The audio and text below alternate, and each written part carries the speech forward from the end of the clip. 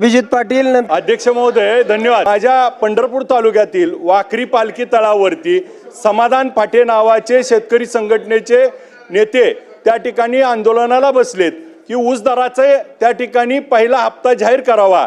परंतु आपल्याला देखील या निमित्तानं सभागृहाला आणि मंत्री महोदयांना विनंती करतो की त्या माध्यमातनं ऊस दराची स्पर्धा लागत असताना 3939 रुपये भाव चालू होता आणि आता साखर कारखाने चालू झाले। आज 3435 वर साखरेचे भाव आले।